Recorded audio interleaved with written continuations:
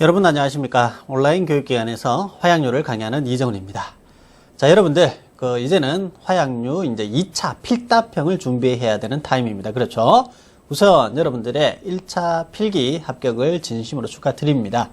자, 그러나 자격증은요 2차까지 완벽하게 합격을 하고 난 이후에야 여러분들이 자격증이든 면허증이든 주어지기 때문에 자 1차 때보다 더 열심히 여러분들이 좀 공부를 하셔야 됩니다. 그 이유는 2차가 내용도 또 많고 1차 때 못 보던 내용들도 많고요.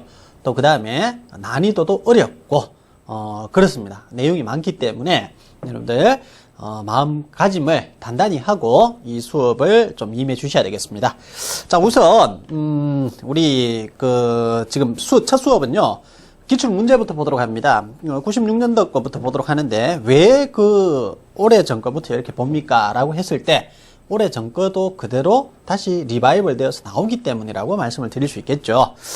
자, 수험자 유의사항이 있어요. 여러분들 이제 보시면 첫 번째 이제 여러분들이 2차 때 가시면은 팔절지, 용지가 이제 여러 겹이 이렇게 겹쳐져 있는 이런 형태의 이제 시험 용지를 이제 받게 되겠고 그 용지에 그대로 적어내는 겁니다. 그러니까 예를 들어서 뭐 1번 다음 중에서 복공 반력을 구하시오 하면은 여기에 이렇게 여러분들이 적으셔야 돼요. 또 2번 이렇게 쭉쭉쭉쭉 나오면은 여기에 또 적으셔야 된다는 이야기죠. 그럼 1번 배점은 괄호 안에 있습니다. 5점, 2번 배점은 뭐 10점이다 이런 식으로 이제 나올 수 있다는 것이죠. 그것을 다 더했을 때 뭐 기사, 산업기사 같은 경우는 70점이 되겠고요. 그죠? 그 다음에 뭐 기능사 같은 경우는 50점이 되겠죠. 첫 페이지 최고 위에 보시면은 수험자 유의사항이라고 있습니다. 자, 수험자 유의사항은 한 10가지 정도 되는데 그 중에서 제가 미리 좀 소개를 드리자면 우선 어떻습니까? 첫 번째 풀이 과정과 공식을 적으시오. 공식이 있으면 공식을 적으시오 이렇게 됩니다. 공식을 반드시 적어 주셔야 되고 풀이 과정도 여러분들 명시를 하셔야 돼요. 그 다음에 답에는 단위를 적어 주시오 이런 이야기가 있습니다. 답이 예를 들어서 무슨 응력이다 하면은 톤퍼 메다 제곱이라든지 이런 단위를 반드시 적어줘야지 또 합격이 될 수 있다. 또 그 다음에 중요한 것이 뭐냐면은 소수점, 답은 소수점 두째 자리까지 나타내시오 이렇게 나와 있단 말이에요. 그러면 여러분들이 중간 과정은 제가 볼 때 그렇습니다. 여러분들께 이제 추천할 수 있는 것은 중간 과정은 소수점 셋째 자리까지 나타내다가 답은 어떻게 하냐면은 두째 자리까지 나타내는 게 좋겠다 이 말이죠. 소수점이 발생했을 경우입니다. 자, 그러면 중간 과정에서는 뭐 예를 들어서 뭐 12.234가 나온다든지 뭐 안 그러면 이렇게 나오면 만일 뭐 귀찮으면 소수점 뭐 넷째 자리까지 나오고 뭐 그 다음 자리까지 또 나오고 뭐 이렇게 나오면 그대로 쭉 적는 것도 괜찮아요. 중간 과정에서는. 근데 좀 깔끔하게 보이려면 소수점 셋째 자리까지 이렇게 나타내다가 마지막 답에서는 예를 들어서 17.556이다 뭐 이렇게 이제 나왔다면 이것은 소수점 두째 자리까지 나타내야지 되기 때문에 이 부분이 가장 중요한 부분입니다. 중간 과정은 뭐 크게 중요한 부분은 아니라도 수험자 유의사항에서 답은 무조건 소수점 두째 자리까지 나타내라고 했기 때문에 자, 이거 같은 경우는 어떻게 나타내야 됩니까? 17.56이다 이런 식으로 나타내야 되고 단위가 있다면 단위가 뭐 톤퍼 메다 제곱이라면 톤퍼 메다 제곱 이렇게 이제 적어 주셔야지 된다라는 것이죠. 이것을 안 적어서 떨어지는 경우가 굉장히 많습니다. 쉬운 내용이지만 반드시 여러분들이 기억을 해 주셔야 되는 그러한 내용이다라는 것이죠. 그 다음에 뭐 중간에 내가 답안을 작성하다가 답안 작성은 볼펜으로 하게 되거든요. 볼펜으로 하시다가 혹시나 내가 뭐 잘못 적었다 하면 어떻게 해야 됩니까? 그때는 두 줄을 이렇게 끊는 겁니다. 두 줄을 이렇게 끄시고 그 감독관의 날인을 받으면 돼요. 뭐 도장이라든지 그런 걸 받으시면 됩니다. 횟수는 제한이 없습니다. 뭐 여러 군데 틀려도 여러 군데 전부 다 두 줄을 끊고 감독관의 날인을 받으시면 된다라는 것이죠. 자, 계산기 들고 들어갈 수 있기 때문에 여러분들 참고를 하시고 시험 치러 가실 때 계산기 가져가시고 그 다음에 흑색 사인펜 가져가시고 볼펜 가지고 가시고 뭐 그림을 그리기 위해서는 자도 들고 가는 것이 좋겠고 그죠? 뭐 계산기는 반드시 필요합니다. 그죠? 연필도 뭐 들고 가보는 게 좋겠고 자, 그렇습니다. 자, 1번 보겠습니다. 298페이지 1번 보시면은 자, 정수압 상태 밑줄 끄시고요. 정수압 상태일 때 초기 응력이 2톤/m 제곱이 작용하는 안반에 복공의 반력 밑줄 끊어 놓으시고 자, 이 복공의 반력이라고 하는 것은 뭐냐면은 우리가 뭐 공동이 있으면은 안에 우리가 아이빔을 세운다든지 안 그러면은 예를 들어서 뭐 콘크리트를 타설 한다든지 했을 때 밖에서는 이렇게 치고 들어오려고 하는 힘이 틀림없이 있는데 여기에 대항하는 힘이 생기게 됩니다. 그죠? 안에다가 이런 대응하는 힘, 그것을 우리가 반력이라고 이야기를 할 수 있겠죠. 자, 내압이 안에 작용하는 인터널 PI가 1톤/m 제곱이 작용하는 반경 3m의 터널을 구축하였다. 터널 중점으로부터 6m 떨어진 지점에 작용하는 반경 방향과 접선 방향의 응력 시그마 R로 보통 나타내고, 반경은 접선은 시그마 세타로 보통 나타내죠. 그죠? 자, 그래서 이때 이제 시그마 R과 시그마 세타를 구하시오라고 했는데, 자, 이것은 어떻습니까? 1차 때 우리가 보지 못했던 것이다 라는 것이죠. 그럼 이처럼 1차 때는 보지 못했고 2차 때만 나오는 이러한 공식들이 있을 수 있는데, 자, 이것은 2차 위주로 해서 반드시 여러분들이 새로 암기를 해야 되는 부분이다 라는 것이죠. 자, 2차는요 이처럼 공부 방법이 이렇습니다. 여러분들은 1차 때는 좀 넓은 부분을 어떻게 해요? 좀 이렇게 겉핥기식으로 이렇게 좀 공부를 하시더라도 충분하게 사지선다행이기 때문에 찍어서 합격할 수 있습니다. 그죠? 그리고 이 강의를 들으신 분들 중에서 행여나 혹여나 혼자 1차를 공부해서 여러분들이 지금 이 강의를 들으신다면 굉장히 어려울 수 있습니다. 제가 1차 때 어떻습니까? 1차 때부터 2차 강의를 거의 같이 해왔죠. 그죠? 이것은 2차에 나옵니다. 이것은 3차, 우리가 소위 말하는 3차 작업형에 나옵니다. 라고 누누이 이야기를 했기 때문에 1차 때 돈 좀 아끼려고 여러분들이 교재를 혼자 사다가, 참고서를 사다가 혼자 공부를 하셨던 분들은 지금 굉장히 따라오기 힘들고, 어떻게 보면은 오히려 1차 때부터 다시 공부를 하셔야 됩니다. 왜? 우리는 2차 필답형도 있고 2차 작업형도 있어요. 2차 작업형에는 이 모든 것을 다 아울러서 그냥 막 질문을 막 던집니다. 아무 질문에 던져요. 그럼 거기에 대해서 답변을 해야 되는데, 기초 지식이 없으신 분들, 특히나 1차를 그냥 혼자 공부하셔가지고 사지선다행에서 잘 찍어서 합격하신 분들은 결코 2차와 2차 작업형을 패스할 수 없습니다. 화양류 그렇습니다. 물론 우리 국가기술 자격시험 중에서 뭐 토목이라든지 전기라든지 이런 그 자격 종목들은 굉장히 어렵습니다. 역사도 오래되었고요.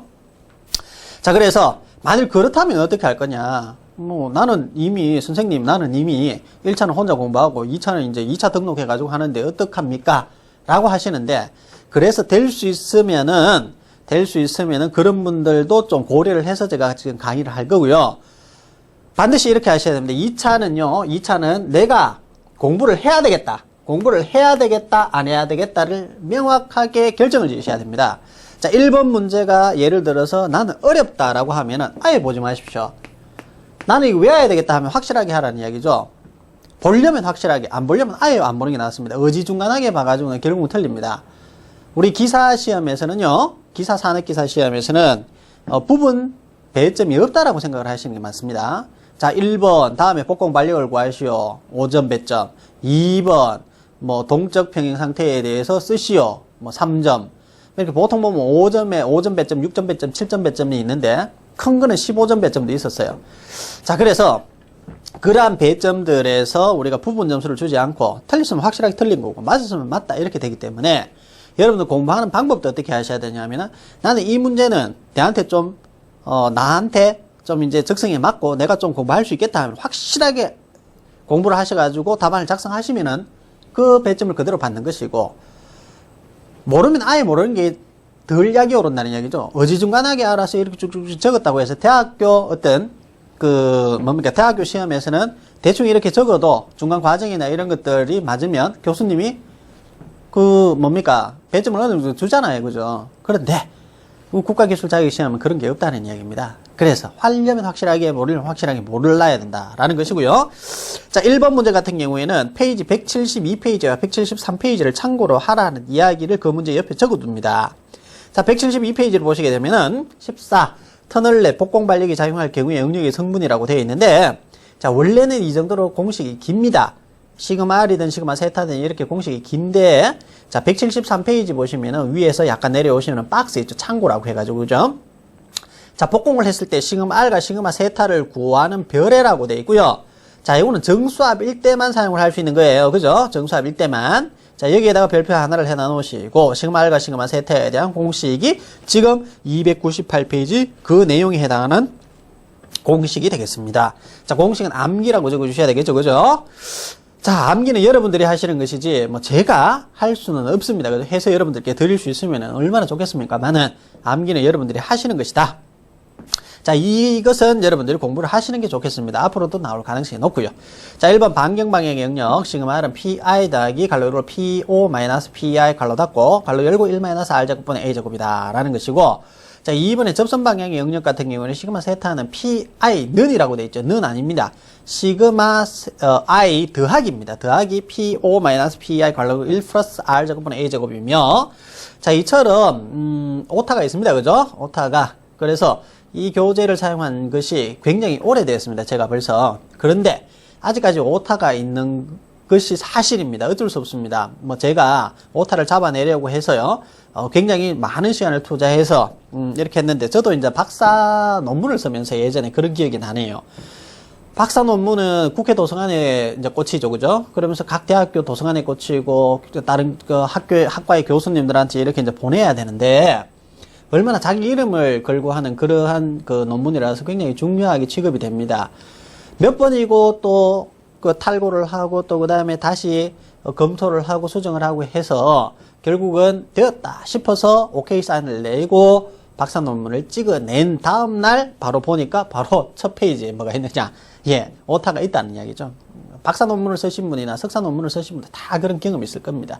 자, 교재도 어쩔 수 없습니다. 그죠? 자, 그나마 지금 거의 한 98%, 99% 정도는 오타가 없도록 제가 진행을 했기 때문에, 자, 옛날 교재에 비해서는 굉장히 좋아졌다. 그렇게 좀 생각을 하시고요. 자, 오늘 또 그나마 또 오타가 생겼네요. 그죠? 자, 2번. 그림과 같이 30도 경사면에 20톤의 안개가 점착력 없이 놓여져요. 점착력 C 이꼬르 제로라는 얘기입니다. C 이꼬르 제로다. 그 다음에 암개와 삼인가의 마찰각이 20도일 때 마찰각 파이가 어떻습니까? 20도다. 이 말이 되겠죠? 안전율 1을 확보하기 위해서 이렇게 되는데, 안전율 보통 F나 FS로 나타내죠. 그죠? 이렇게 이제 나타낸다. 라는 것이고요. 가야는 힘은 얼마인가? 이런 식으로 되어 있는데, 자, 우리가 FS 공식 여러분들 알고 계신다. 그죠? 어떻게 됩니까? W 사인 알파분의 CA 플러스 W 코사인 알파, 자, 탄젠트 파이까지가 어떻습니까? 일반적인 우리 안전율의 공식이죠. 그죠? 자, 여기에다가 지금 그림에서 우리가 얼핏 보니까 록볼트 T가 타설이 되어 있어요. 그죠? 그러면 마이너스 T, 어떻게 해요? 코사인 감마, 위에는 플러스 T, 사인 감마, 탄젠트 파이, 이런 식으로 이제 들어가면 되겠죠. 그죠? 1차 때 우리가 배웠습니다. 자, 그러면 여기에서 FS는 얼마 정도가 되어야 되냐? 여기 있습니다. 1이 되어야 된다라고 되어 있고요. 그 다음에 그 암개의 자중, 암개의 무게는 어느 정도 되느냐라고 했는데, 암개의 자중이 20톤이다. 이렇게 또 나와 있고, 그죠? 20톤이다. 이렇게 나와 있는 것이고, 그 다음에 알파는 지금 보니까 어떻습니까? 알파는 자, 이 활동면에 지금 각도죠, 그죠? 30도다. 이런 식으로 되어 있고요. 그 다음에 T는 구하라고 했는 것이기 때문에 T는 어쩔 수 없고, 그 다음에 C는 여기에서 제로다. C는 제로기 때문에 CA 자체가 날아간다. 이렇게 볼 수 있겠고, 알파 30도고, 파이는 20도다. 20 집어넣으시면 되고, 감마는 지금 얼마입니까? 록볼트가 타살되어 있는 이 각도이기 때문에, 록볼트의 각도는 35도라고 되어 있죠. 그죠? 자, 그래서 35도가 이 자리에 들어가고, 이거는 20이고, T에 대해서 정리를 해서 풀어내면 됩니다. 자, 이렇게 하셔도 여러분들이 점수를 획득할 수 있겠다라는 거. 이 공식을 사용해도 그대로 답이 맞으면 여러분들 맞다라고 해줄 겁니다. 자, 그나마 비교적 쉬운 문제였고, 3번. 발파 효과는 자유면의 수에 따라 증가한다. 그 이유를 쓰시오. 이런 것들 여러분들이 암기하셔야 되고 읽어보셔야 됩니다. 자유면 쪽은 저항이 없어서 폭발 에너지가 안반에 미치는 응력이 다른 면보다 더 많이 작용하기 때문이다. 4번. 장약 폭발에 의한 비산 중 공저장에 의한 비산의 요인 두 가지를 쓰시오. 천공오차, 암석내의 균열. 자, 다음 5번. 100톤의 하중을 지름 20cm인 기둥 4개가 지지하고 있을 때 기둥의 단면에 일어나는 응력을 구하시오. 이런 식으로 되어 있어요. 자, 이것은 자, 일단 5번 같은 경우에는 여러분들이 한 번 더 나중에 시험 치기 전에 한 번 더 보셔야 되는데, 자, 기둥 4개가 지금 작용하고 있다라고 되어 있고요.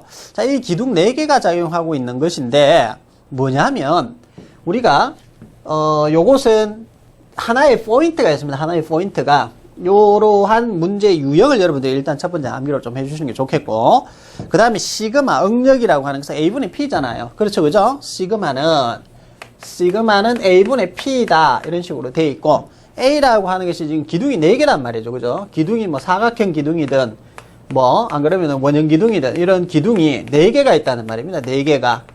그러면 이것이 지금 차지하고 있는 면적이 있을 텐데 그 면적에다가 4를 곱해야 돼요. 그죠? 자, 그러면 지름이 20cm이기 때문에 이러한 지금 형태의 사각기둥은 아니구나 라는 것을 여러분들 알 수 있을 것이고, 사각기둥이 아니고 원형이다. 그죠? 이것의 지름이 20cm다. 그러면 이거 면적 어떻게 구합니까? 4분의 파이 d의 제곱 이렇게 되겠죠. 그죠? 그래서 면적을 구하고 거기에다가 4를 곱하면 되는 것이에요. 그것이 총 면적입니다. 거기에다가 또 작용하고 있는 하중 자체는 100톤이기 때문에 100이라는 숫자가 P에 올라가면 되겠죠. 그죠? 그렇게 해서 구했다. 구해보니까 얼마가 지금 나왔느냐 하면은 총 지금 79.62 정도가 나왔다라는 것이죠. 그러면 이것이 힘이 지금 압축이냐 인장이냐 하는 것을 반드시 적어주는 것이 이 문제의 핵심입니다. 자, 이 문제는 화약류 관리 기사의 전통적인 문제가 아니라 건축 기사에 나오는 문제죠. 건축 기사에 이 문제가 수없이 나왔습니다. 근데 건축 기사에 나오는 그 기준에 따르면 이거에 작용하는 힘의 어떤 종류가 굉장히 중요하다는 것이죠. 채점에서. 우리 화약에서도 똑같습니다. 자, 압축이라고 적어주셔야 되고요. 만일 여기에다가 지금 책에서처럼 마이너스라고 넣으셔도 되고, 마이너스라고 이 앞에 넣으셔도 되고, 그냥 쭉 풀으셔가지고 최고 끝에 압축이라고 넣어주는 그 힘의 종류 자체가 중요하다라는 것이죠. 자, 그러면 별에를 또 보시게 되면은, 별에는 뭐라고 되어 있냐면은, 여기다가 곱하기 4를 해놔 놓았죠. 그죠? 왜냐하면 4개가, 기둥이 총 4개가 있기 때문에, A라고 하는 것은 여러분 아시죠? 그죠? 원의 면적 4분의 파이 D의 제곱이잖아요. 그죠? 자, 그렇게, 넣으셔가지고 풀으셔도 된다. 자, 다음 6번입니다. 그림과 같이 시그마 X는 50kN per 메다 제곱, 시그마 Y는 30kN. 이 작용할 때 경사각 세타를 가진 사면에 작용하는 전다 능력 타우가 0이 되고, 수직응력 시그마가 최대값을 갖게 되는 경사면의 각도 세타를 구하고 산출 방법을 간단히 쓰시오. 이런 식으로 되어 있죠. 자, 그림은 지금 이처럼 생겼습니다. 자, X면의 시그마 X가 50kN만큼, Y면의 시그마 Y가 30kN만큼 지금 발생을 했고요. 그 힘이 발생함으로써 세타만큼 기울어진 각도에 지금 어떤 힘이 지금 도달이 되었고, 그 면에 시그마 세타만큼 기울어진 각도에서의 시그마와 또 그다음에 타우죠. 타우, Z라고 되어 있는데 이게 지금 타우입니다. 타우를 구하시오. 이런 식으로 되어 있다. 그죠? 자, 그러면 여기에서 지금 문의를 하고 있는 자체가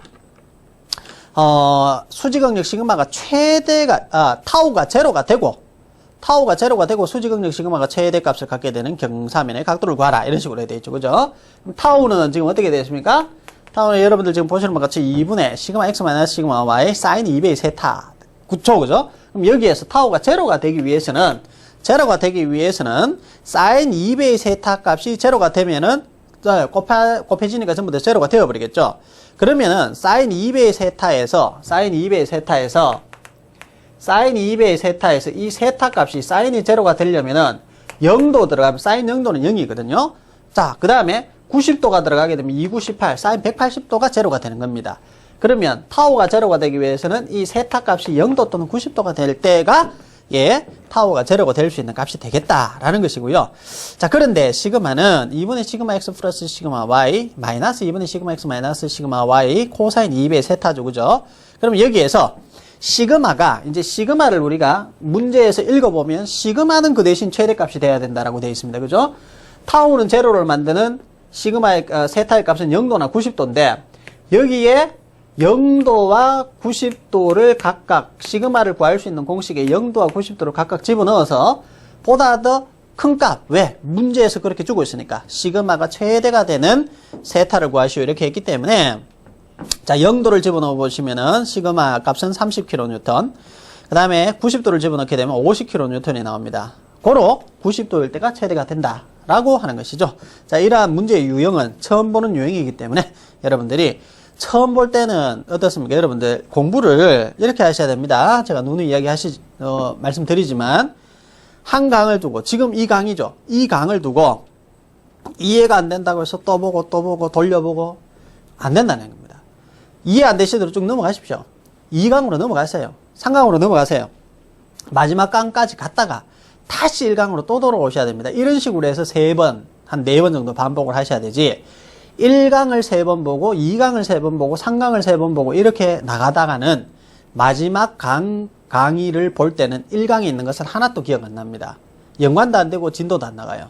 공부는 항상 그렇게 하는 겁니다. 새 책을 사더라도 여러분들이 무조건 진도를 끝까지 나가시고 다시 한번 또 처음부터 끝까지 또 다시 처음부터 끝까지 보시는 것이 훨씬 더 기억에 많이 남습니다. 자, 그래서 이 6번과 같은 이러한 문제도 처음 보는 문제는 당연히 거부감이 있습니다. 이런 문제가 다 있냐? 이해 안 된다. 그렇게 할 수 있겠지만 약 한 30% 40%만 이해가 되더라도 그냥 넘어가십시오. 자, 다음에 7번입니다. 다음 기술한 내용 중 잘못된 부분을 바르게 고쳐 쓰시오. 이런 식으로 되어 있는데, 자, 이것은 여러분들이 충분하게 할 수 있을 것 같아요. 한번 쭉 읽어봅니다. 자, 8번 록볼트로 사용하고자 길이 200cm, 지름 20mm 강봉에 2톤의 인장력을 작용시킨 결과 그 길이가 0.6mm 늘어났다. 이 강봉의 탄성계수 1을 구하시오. 이렇게 되어 있죠. 그죠? 예, 전통적인 내용이 되겠습니다. 시그마의 꼴은 E의 입실론으로 우리가 구할 수 있고, 더 전통적으로는 A분의 P로 우리가 구할 수 있잖아요. 그죠? 자, 여기에서 입실론이라고 하는 것이 변형률인데, 변형률은 원래의 길이에다가 델타 L, 뭐 변한 길이만큼 이렇게 되잖아요. 그죠? 자, 이렇게 이제 되겠고, A라고 하는 것은 뭐 지름이 주어질 때 4분의 파이 D의 제곱, 4분의 파이 D의 제곱, 뭐 이런 식으로 A를 구할 수 있습니다. 그죠? 네모라면, 뭐 사각형이라면 가로 곱하기 세로, 뭐 이런 식으로 A를 구할 수도 있겠죠. 그죠?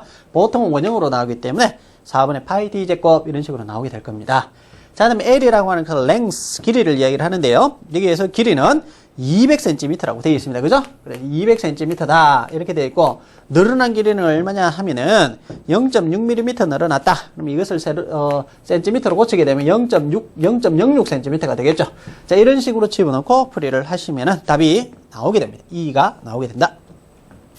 자, 다음에 9번 니트로글리세린을 밀폐 상태에서 완전히 반응시켰을 때 생성된 가스는 다음과 같다. C3H5NO3가 3개다 하는 것이 니트로글리세린이죠. 그죠? 자, 지금 여기서는 다 풀어놨네요. C3H5N 3개, O9 이렇게 되는데 원래 우리가 NO3가 3개다 뭐 이런 식으로 나타내잖아요. 그죠? 자, 그 다음에 3CO2 더하기 2.5H2O. 자, CO2라고 하는 것은 이산화탄소 가스를 이야기를 하고요. H2O라고 하는 것은 물이다 이렇게 하시면 안 되고, 여기에서는 연소 반응식이기 때문에 수증기다 이렇게 생각을 하셔야 됩니다. 수증기 2.5몰만큼의 수증기가 발생했다.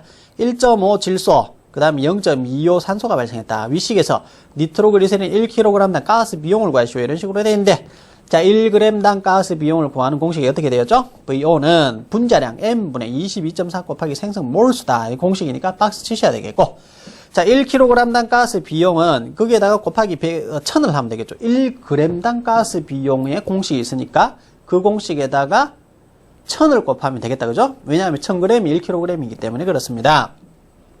자, 그다음에 VO는 N분의 22.4 곱하기 생성 몰수 곱하기 그래서 1000이 되었던 거고요.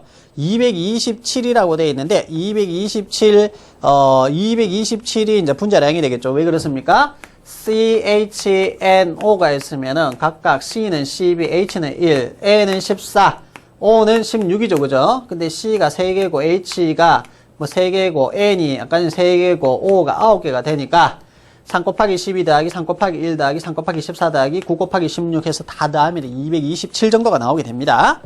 자, 그것이 이제 분자량이 되겠고요. 그 다음에 분의 224 곱하기 생성 몰수. 생성 몰수는 화살표 우측에 있는 몰수를 이야기를 합니다. 화살표 우측에 보시게 되면 3CO2에 3. 그 다음에 그 밑에 뭐가 있죠? 2.5H2O에 2.5. 그 다음에 1.5N2에 1.5. 그 다음에 마지막으로 0.25에 0.25. 요 개수를 다 더하게 되면은 생성 몰수가 되거든요. 자, 그래서 그것이 7.25몰이다 라는 것이고 곱하기 1000이 되어서 715.418리터가 되었다라고 하는 것인데, 만일 이것을 소수점 셋째짜리까지 나타내시오 했을 경우에 이렇게 나타내지, 실제적으로 시험장에 가서는 이렇게 나타내시면 안 되고 715.42리터라고 나타내셔야 되겠습니다. 아시겠죠? 자, 다음에 10번. 다음 그림과 같이 균질 암소의 경우 길이 1m, 나머지 두 변의 길이 50cm의 암주가 추갑은 추갑이다. 그죠? 세로로 1250톤, 측압, 옆에서 작용하는 힘이 2000톤의 압력을 받고 있다. 이 암주의 길이 변화는 얼마인가? 단, 포화성비, 뉴는 0.4이고, 역률은 1 곱하기 10의 6승 kg다. 이런 식으로 되어 있죠. 자, 그림이 지금 나와 있습니다. 그림이 나와 있는데, 자, 여기에서 여러분들이 이 그림에서 하나 또 보셔야 되는 것은 뭐냐면, 나중에, 지금은 이해가 잘 안 될 수도 있는데, 여러분들께서, 이 그림에서 저 같은 경우는 제일 중요하게 이제 생각하는 것 중에 하나가 뭐냐면, 자, 그림이 이렇게 그려져 있는데, 그림이 이렇게 져 있는데, 자, 축압이 있고 측압이 작용하고 있다. 그러면은 이면에 대해서 우리가 이면을 X면, 이면을 Y면, 이면을 Z면이라고 할 때 Z면으로의 힘은 있느냐? 없다라는 것이죠. 그렇기 때문에 이 Z로의 힘이 없다라는 것을 하나 적어줍니다. 여러분들 하나 적어주시고. 자, 그 다음 하나 1차 때 우리가 봤던 것이 입실론 X 방향의 총 변형률은 입실론 X 방향의 총 변형률은 2분의 1에 시그마 X 마이너스 N분의 시그마 Y 플러스 시그마 Z 이런 식으로 된 거 기억나시죠? X 방향으로 총 변형률 그죠? 그럼 Y 방향으로 총 변형률은 2분의 1의 시그마 Y 마이너스 N분의 시그마 X 더하기 시그마 Z 이런 식으로 되겠죠. 자, 그러면 여기에서 지금 Z 방향으로의 힘이 없기 때문에 시그마 Z가 없지요. 자, 이렇게 빼서 생각을 할 수 있다라는 것입니다. 그러면 지금 이 암조의 길이 변화는 얼마인가 이런 식으로 되어 있는데 입실론 X 방향으로 총 변형률이죠. 변형률 같은 경우에는 L분의 델타 L이었다. 그죠? 마찬가지 X 방향 같은 경우는 LX분의 델타 LX죠. X 방향의 길이가 원래 있었는데 그럼 X 방향으로의 그 길이의 변화량은 얼마가 되겠는가? 이 개념입니다. 이 개념. 그래서 이거와 이 공식을 이제 결합을 해서 전체적으로 이 암조의 길이 변화 델타 LX를 구할 수 있는 문제가 바로 이 문제가 되겠다라는 것이죠. 자, 델타 LX뿐만 아니고 델타 LY, 델타 LG도 우리가 구할 수 있겠습니다. 자, 그 다음에 10번에 또 하나 적어둡니다. 풀이는 여러분들 한번 해보시고 자, 일단 이 그 내용은 여러분들 어디에든 그러니까 암석역학 어디에든 적용이 되는 내용인데요. 자, 압축을 우리가 플러스로 보고 답이 플러스로 나왔다. 자, 이렇게 되면 이거는 감소입니다. 감소. 자, 적어 놓습니다. 이거는 어떤 책에도 없습니다. 오로지 강의 시간에 들을 수 있는 거예요. 압축을 우리가 플러스로 보고 플러스로 집어넣어서 답이 플러스로 나왔다면은 자, 이것은 감소로 보시면 됩니다. 자, 마이너스가 나왔다. 뭡니까? 증가. 이렇게 보시면 되겠죠? 자, 다음에 인장을 플러스로 보고 플러스가 나왔다면 자, 이것은 증가가 되겠죠? 마이너스가 답이 나왔다면 감소 이렇게 되겠습니다. 감소. 반드시 적어 놓도록 합니다. 자, 그러면 여기에서는 어떻게 되느냐 하면은 자, 여기에서는 지금 자, 이거 압축이죠. 그죠? 압축을 우리가 보고 답이 지금 델타 LX 첫째 줄에 구했는 게 0.01이 나왔어요. 그죠? 압축인데 이 압축에서 지금 첫 번째 답이 플러스 0.01이 나왔기 때문에 이 개념이죠. 감소죠. 자, 압축을 우리가 플러스 보고 집어넣어서 델타 LY를 구했는데 역시 플러스 0.034가 나왔습니다. 감소입니다. 마지막 델타 LZ에서는 마이너스 0.018이 나왔죠. 마이너스가 나왔죠. 자, 증가라고 적으셔야 되겠습니다. 중요합니다. 증가입니다. 자, 다음에 11번. 도로 사면에 423톤의 암괴가 그림과 같은 상태로 놓여져 있다. 박스 칩니다. 장기호우시 박스 치시고요. 인장균열층의 수압과 미끄러진 면 위의 수압이 작용할 때 평면 미끄러짐을 일으키는 사면 안전율은 얼마인가? 단 내부 마찰각 파이는 30도이고 점착력 C는 0.2톤/m 제곱이다. 이런 식으로 나와 있지요. 자, 그러면은 FS 공식을 뭐 우리가 조금 전에도 적어봤습니다만 다시 한번 더 적어보겠습니다. 자, FS 공식 중에서 첫 번째로 여러분들이 기본적인 공식을 아셔야 되죠. 그죠? 기본적인 공식 어떻게 됩니까? FS는 W sin 알파 분의 그죠? CA 더하기 W 코사인 알파 탄젠트 파이라고 하는 것은 기본적으로 항상 있는 것이다. 사면 안전율이라면 기본적으로 있는 것이다. 라는 것이고 평면 사면에서 그죠? 그 다음에 여기에서 V가 작용하고 있느냐? V 지금 그림에서 V가 있다 그죠?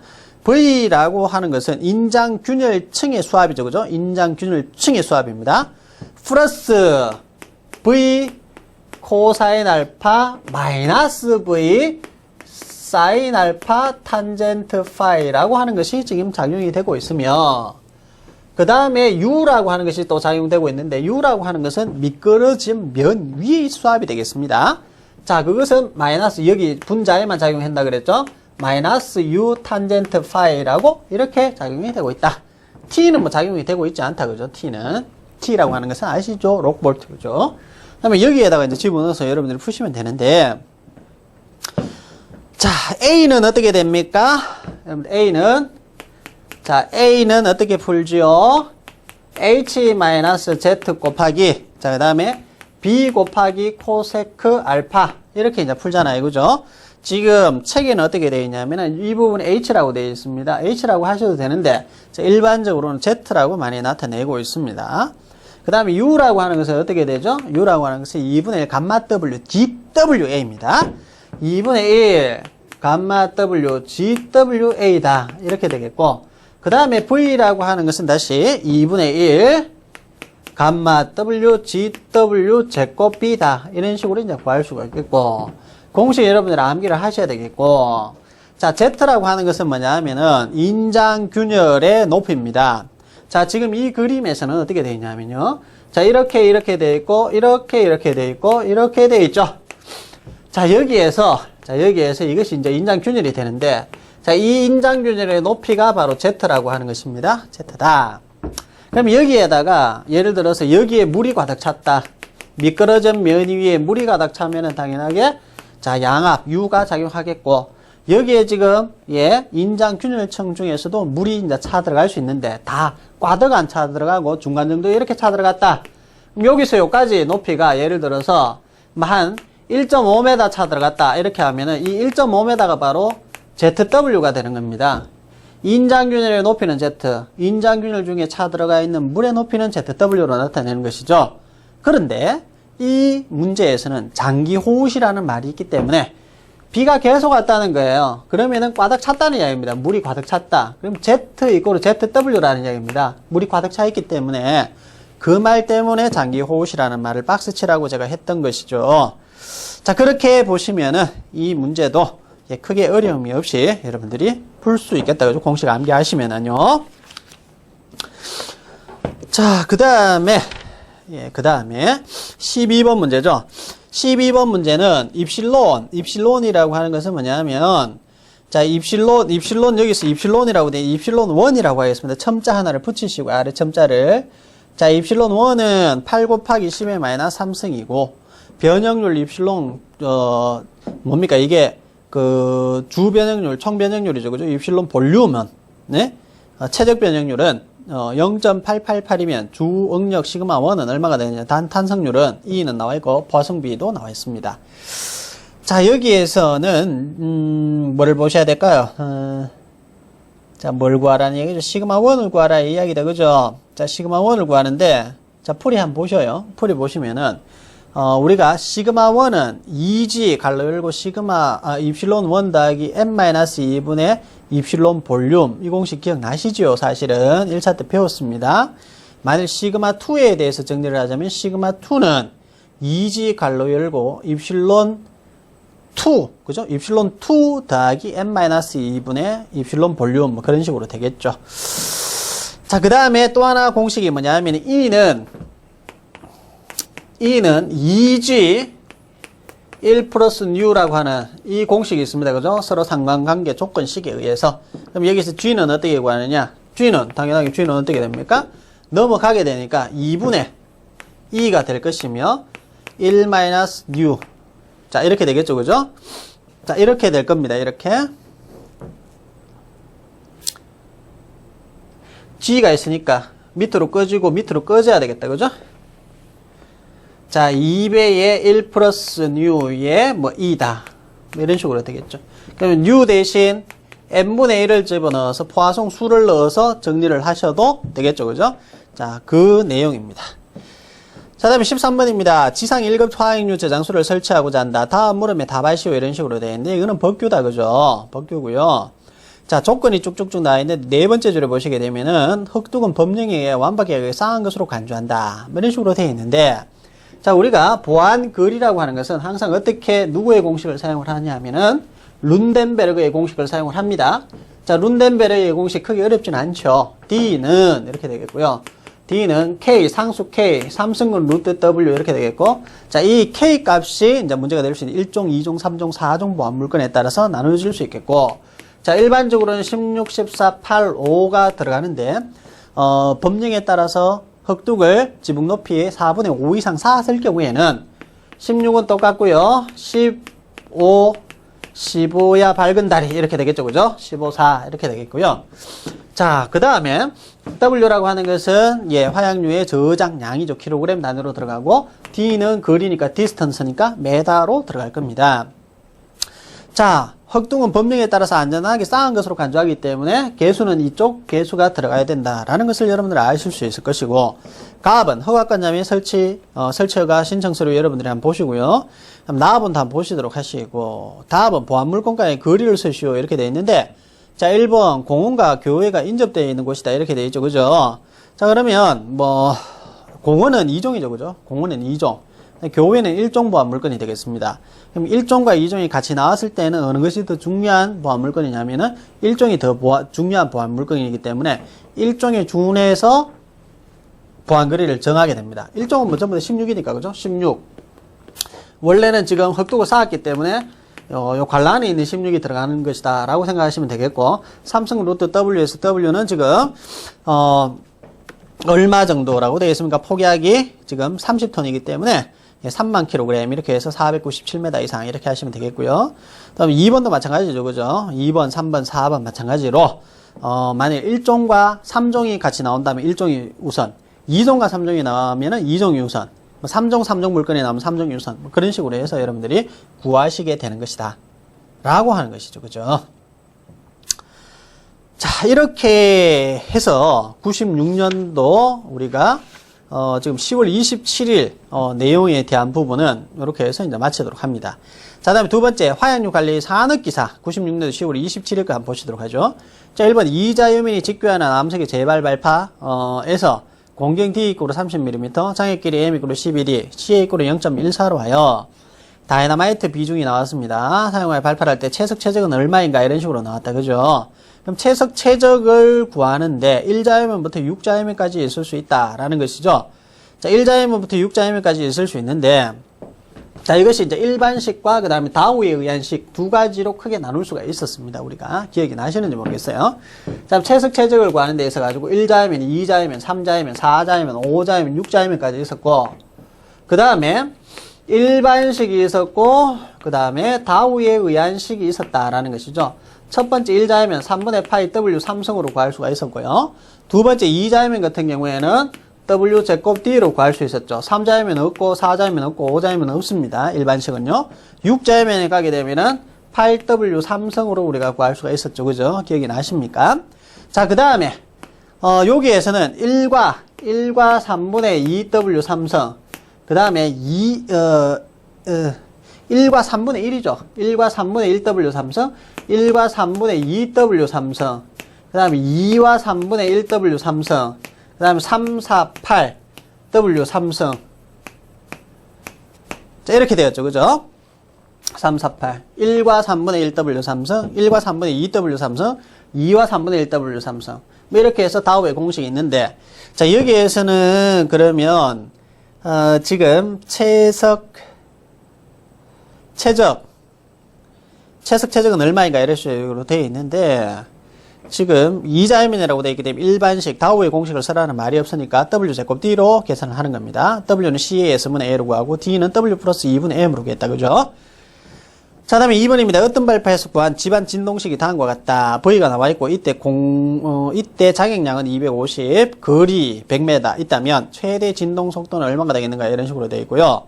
자, 최대 진동 속도 V는 45.3 갈로리블 루트 W분의 R 마이너스 1.6승이다. 이렇게 되겠죠.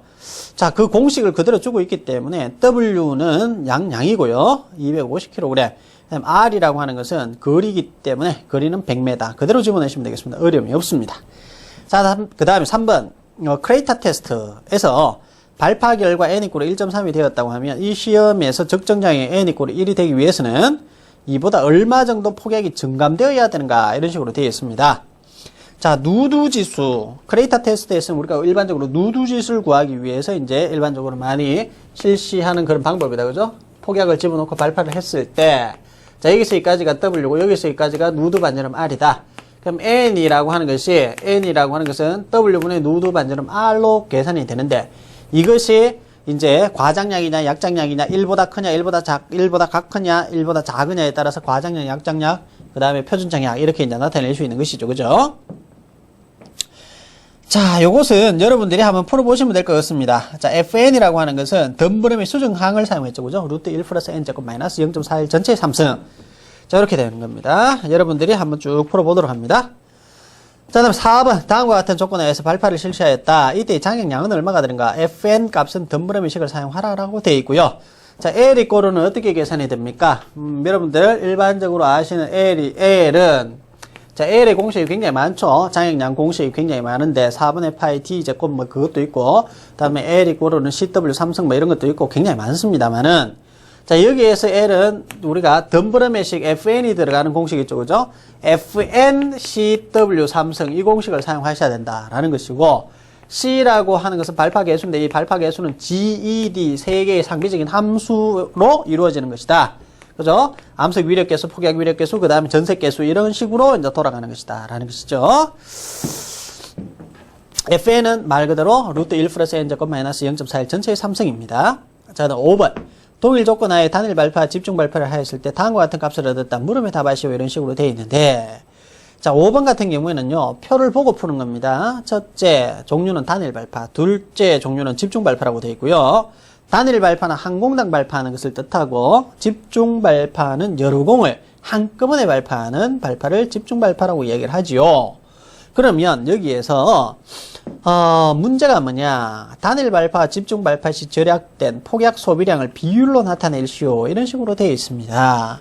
그러면 여러분들이 얼핏 생각할 때 장약량의, 즉 폭약 소비량의 비율을 나타내어야 되기 때문에 표에서 우선적으로 눈이 가는 데이터는 뭐냐면 장약량이라는 것이죠. 장약량을 보니까 385.84g, 집중 발파는 771.68g이니까 집중 발파가 훨씬 더 적게 들어갔네, 이렇게 생각하기가 쉬운데 아니라는 이야기죠. 왜?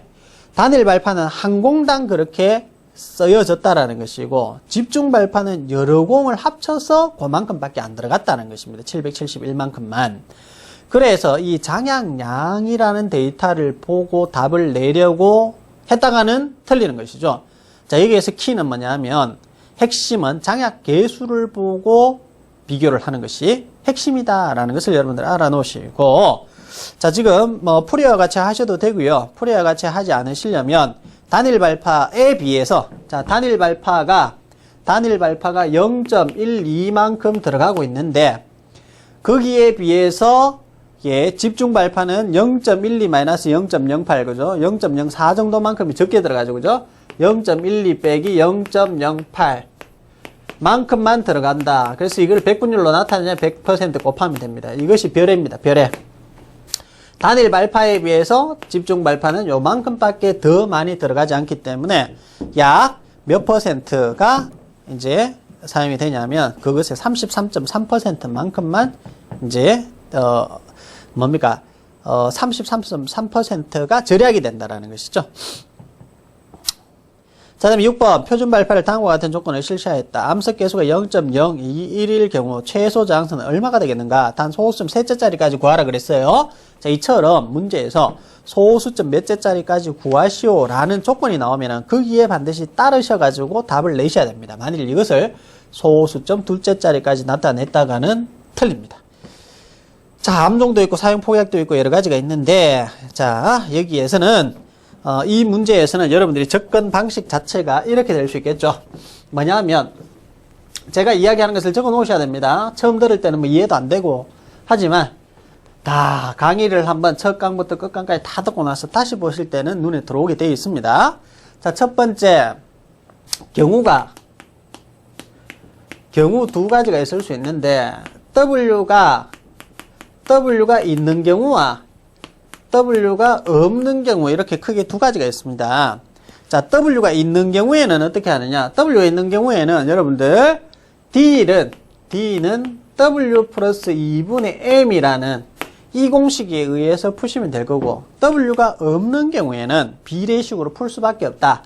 자, 이게 이제 비례식인데, 비례식 같은 경우는 이렇게 됩니다. 예를 들어서 천공을 이렇게 하고, 천공을 한 데다가 뭘 집어넣습니까? 천공을 한 데다가 폭약을 집어넣겠죠. 폭약은 당연하게 디카플링 지수 효과에 의해서 더 작은, 직경이 더 작은 폭약이 들어갈 수밖에 없을 것이고, 자, 이것에 공경의 면적을 A라고 하면은 폭약의 면적을 우리가 A1이라고 할 수 있겠죠. 그 다음에 공의 깊이, 천공장을 전체적으로 D라고 한다면 장약장은 우리가 M이라고 할 수 있습니다. M. 그럼 이것이 비례하느냐? 비례할 수밖에 없다. 왜 그렇습니까? 자, 지금 자, 이 공심이 깊어지면은 당연하게 장약도 더 많이 해야 될 거고, 얘가 더 넓어지면은 얘도 폭약을 더 넓은 폭약을 쓸 수밖에 없겠죠, 그죠? 그래서 이제 비례한다라고 볼 수 있는 것이고, A 대 A1은 D 대 M이다 이런 식으로 나타내면 되겠죠, 그죠? 그래서 비례식으로 나타낼 수 있다는 것입니다. 자, 여기에서는요, 자, 우리가 뭡니까? 뭐 여러 가지 하여튼 조건 자체가 이것을 쓸 수 있는 조건은 아니에요, 그죠? 이것을 쓸 수 있는 조건은 아니다. 최소 저항선을 구하는데 M이라고 하는 것이 D의 N배잖아요, 그죠? 그럼 여기에서 N이라고 하는 것을 우리가 크게 구할 수가 없는 상황이기 때문에, 몇 배다 하는 것을 구할 수 없는 상황이기 때문에, 자, 이걸로 이제 접근을 할 수밖에 없다. 그럼 A 대 A1은 D 대 M이다 해서 M이라고 하는 것은 D의 N배다 이런 식으로 나타낼 수 있겠죠. 비례식으로 풀면 N을 구할 수가 있습니다. N을 구하게 되면은 W는 2C의 N 플러스 1분의 ND에 의해서 우리가 N을 집어넣고 문제 풀이를 해서 답을 낼 수 있겠죠. 자, 그래서 여러분들이 오늘은 뭐 첫날이니까 그렇게 뭐 진행을 많이 하지는 못하겠고, 우선은 여기까지 이렇게 갑니다. 뭐 다음 시간에도 이와 비슷한 어떤 진도로 우리가 쭉 이렇게 나갈 것이며, 뭐 하시다가 모르는 것이 있으면 질문을 하시면 되는데, 중요한 거는 오늘 첫 강의 듣고 질문하지 마세요. 물론 하셔도 됩니다만 하지 마십시오. 그게 무슨 말이냐면 진도를 한번 쭉 나가시라는 얘기죠. 지금 1강이잖아요. 2강, 3강, 4강, 5강, 6강 끝강까지 들으세요. 듣고 그렇게 하면 한 30%, 40%밖에 이해 안 됩니다.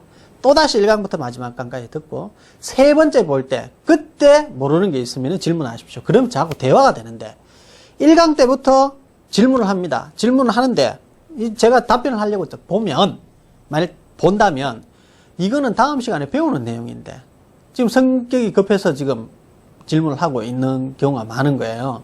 그래서 뭐 여러 가지 이유가 있습니다만은 하여튼 제가 지금 시키는 대로 믿고 한번 따라와 보시면 좋은 결과가 있으리라고 생각이 듭니다. 자, 오늘은 여기까지입니다. 수고하셨습니다.